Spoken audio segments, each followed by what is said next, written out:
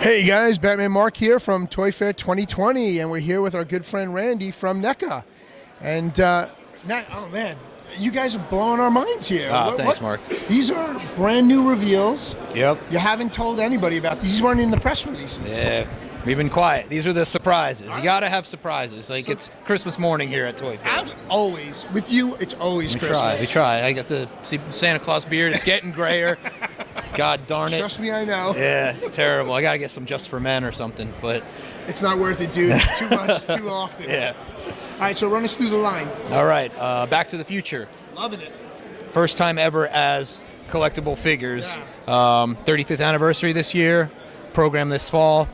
Ultimate, super detailed, realistic figures with accessories and alternate heads, and then animated, which people forget. There was an animated series. I have some of the animated comic books. Yeah, everything used to have an animated series, so this has never been done. So you got Biff, Doc, Marty, Einstein. Love the prototype. Dude, yeah, it's cool, phenomenal. right? Yeah. And you heard they're bringing back DeLoreans. I have read that. Yeah, that's pretty exciting. Yep, that's pretty cool. Yeah, I mean the Gull Wings, the whole deal. So this fall, September, October, will be in stores. Yep. Now, do you have any concerns with what's going on with the factories in China now, production-wise?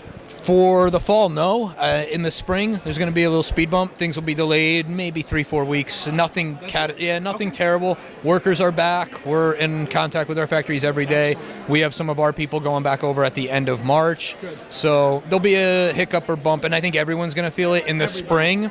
But luckily, they did their best to contain and control it as quickly as possible, which is a good thing. It also fell during Chinese New Year, so they were going to be closed anyway. Right. So it kind of helped you out. Yeah, I mean, it's unfortunate. Luckily, no one we know is personally affected, and I think the government's handling it well. It's a scary thing, like something out of a movie when something like that happens. Well, perfect place to be in a movie. Yeah. But luckily, I think, it's going to get a little hairy in the spring, but as we move into summer and fall, it'll even out. It'll smooth out. Yeah. They'll catch up on it. Yep. Very good.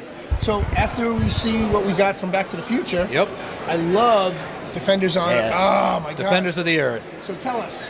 Well, that's a big surprise as well. People maybe don't think about it or forgot, like, hey, this was a big thing. In 85, coincidentally, same year as Back to the Future, 35th anniversary.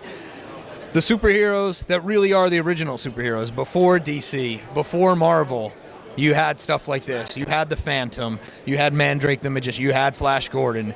I grew up loving Flash Gordon from the King Features cartoon and from the 1980 film with Sam Jones, right? And the Queen soundtrack, you can't go wrong. So we want to do superheroes, and in this scale, because of licensing reasons, we can't. But here we can. So this is our Marvel and our DC. You see the prototypes here. These will be for Q3 and into holiday. So Q3 and 4.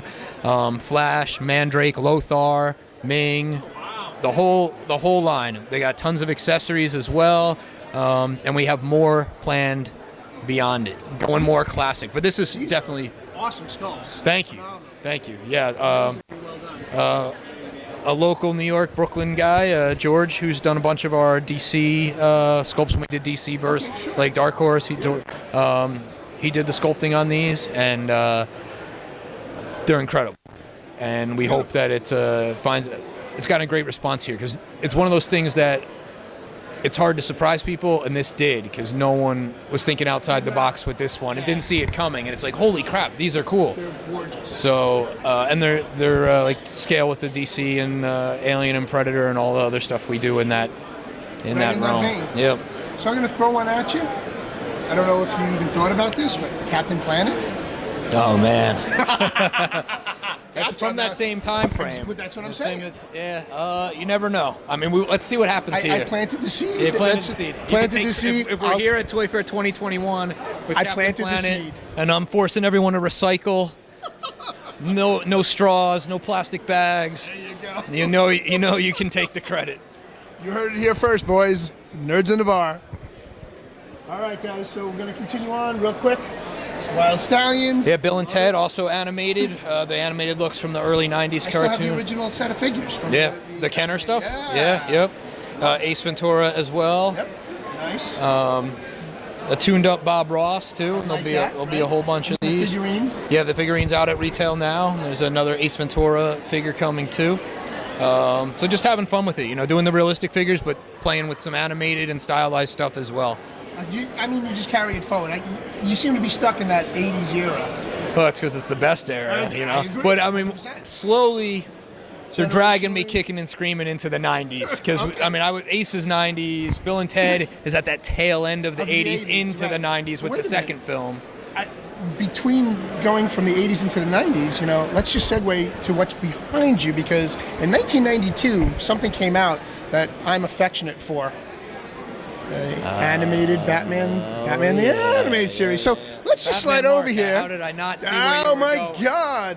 So Yes. explain this, please. All right, so there's a void in the fact that there's no real role play or prop replicas in the DC verse. There is for Marvel. There's great stuff out there, big Infinity Gauntlet and with the articulated fingers and all that. Lots of cool stuff, but DC doesn't have that same representation. So we're stepping in to fill that void. A lot of this, as you'll be happy to see, is pulled from the Batman franchise. There's Batman in '89 film. There's Batman animated here. There's Batman video game, Batman Beyond. So a lot of Batman. We also are showing love for Superman as well. Absolutely. And that will light up. Yes. So we're doing replicas, the Batarangs, the Screama Sticks, line launchers. The animated stuff to Batman Beyond. He's got Batman Beyond down there. Unbelievable. How freaking sick is this? Yeah, so covering the whole Batverse and trying to get that type of product out there for DC collectors, Sure. Batman fans. The '89 stuff, there's never been a grapnel launcher or '89 Batarang, so you get the Keaton stuff. The cheap, crappy ones that came out in the plastic with the utility For like the belt little kids, was kind of, but it wasn't a solid replica. Right, yeah, exactly. So I think it's an audience that hasn't been served, and this is the first time we're announcing that as well. Now, we wanted to talk about the turtles over here because you guys are blowing the shit out of the water. Pardon me, blowing this sewage out of the water. Mm-hmm. I have the entire first run of the early. The Playmate stuff. I have. And when I did see too. what you're doing about here, the first 5 years. I'm like, oh my God. I'm like, Yeah. it takes me right back. Me right back. Well, that's what it's all about, you know, the nostalgia and the love for the old line, plus the cartoon itself, because I bought those Playmates figures, I would say, for the first 5 years as a collector. And they were cool, but they never really were. They were their own thing. They weren't the comic, and they weren't the cartoon necessarily. But what we're doing is exactly the replication. So the cartoon line is in its second year at retail, because it had been at cons before, but it's a Target program, cartoon 2-packs all year long. There will also be larger deluxe figures like Metalhead and Krang's Android Body, which are all in here as well. And then starting in late spring, we're going to be doing movie 2-packs at Walmart. So it's so each channel distribution has a different iteration of the Turtles. So cartoon at Target, movie at Walmart, and then video game at Specialty. So all of our partners have something. Big Bad Toy Store, Entertainment Earth, the mom and pops, the guys that are there day in, day out supporting the collector figures all along. They have their own thing, their own unique packaging and their own unique style. There will be characters in each that don't cross over, you know, so there'll be certain figures that you can only get in here. If you just want to get the animated line, you go into one store. If you want to get the movie line, you just go into another store. Exactly. Nice. And it gives something different and allows us to have 3 lines simultaneously that all serve a different audience. Some people are completists and want them all, but some don't. So at least we get something out there for everybody. And it's come a long way, because you guys have been around, Gil, yourself. 32 years, brother. Been in here a lot. You guys know that up to a couple years ago, we got 1 release a year at San Diego Comic-Con, and that was it. Now we have 3 product lines running at retail. So as much as people want to complain that, this sells out too fast or I can't find that, put it in perspective. A couple years ago, you had 1 play a year, and that was all. That's it. Now you've got it year-round. We're restocking, we're shipping, stuff will be online, and you have 3 programs at retail, at brick and mortar, where you can actually go buy the stuff. No, I stop into my Target every couple of weeks, and I see your stuff always there. Yep. You're always on the shelves, which is good. Yeah, it's how it's supposed to be. I mean, thank God, because 2 years ago, Toys R Us went away, And we're like, hey, there's nowhere. Like, maybe if your comic shop has some toys, but that's it. Target stepped up in a big way with the collector program that we have there, and now awesome. Walmart's doing the same thing. So entertainment sections, not the toy section. In those stores, you'll be able to find this stuff. And have you given any thought to somebody like a Walgreens? We talk to them, definitely. They have smaller space, it's not a big section, but there are some things that might go in there. Not turtles, but there are some things they're looking at. We've talked about. We'll let you know. I think it could happen. We definitely have had conversations with them about it, and they do some nice exclusives there, certainly on the Marvel and Star Wars brand. That's why I wanted to, just pepper that out there, because you guys, you've got the products. Yeah, oh, for sure. People are clamoring for it. Yeah, absolutely. So we'll see. You never know.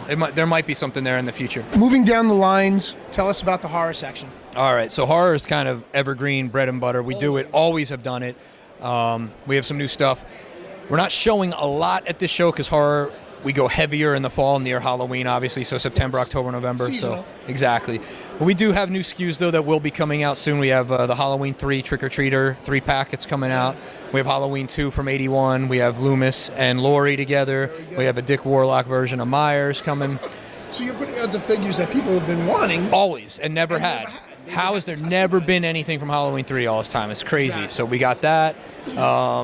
And what's also good is that it gives us classic Halloween in the spring and summer, because then in the fall we have Halloween Kills, the big launch, the new one in October. So I can't show or speak to anything about it yet, but I can say we're doing it, and we're very excited about it. We think Blumhouse and those guys have done a great job with what they're doing. So you can't tell us about the figures per se. Can you tell us how many are possibly on the line? 2 for launch, initial, and then maybe more after that.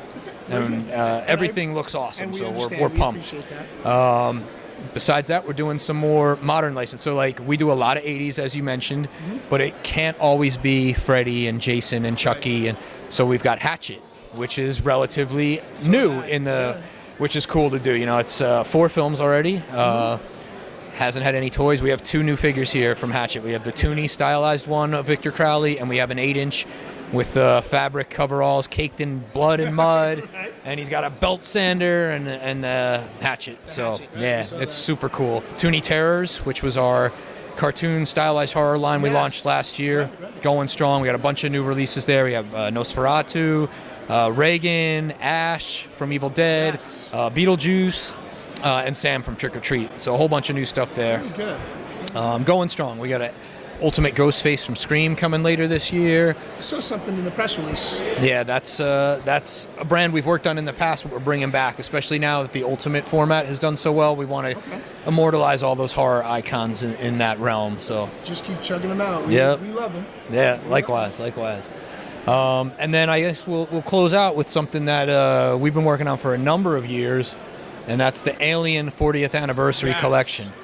So if we want to be sticklers, we're sort of on the cusp of the 41st anniversary, but there's good reason.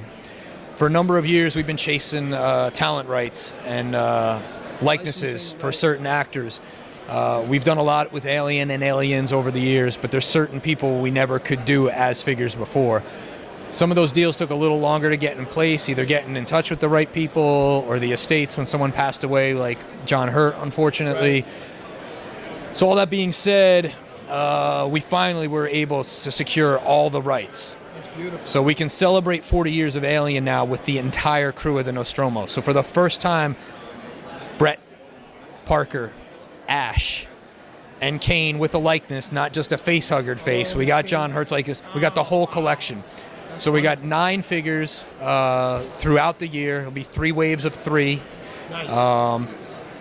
Celebrating 40 years of Alien and doing really cool Kenner homage packaging. It's a beautiful blue window box with the red insert, like the line we never got in '79. Right. All these little accomplishments or notches in the belt puts me one step closer to retirement when I feel like, what else can I do? Like, I've got everything. I mean, I got Carter Burke. We have Paul Reiser in Aliens. We did all this stuff.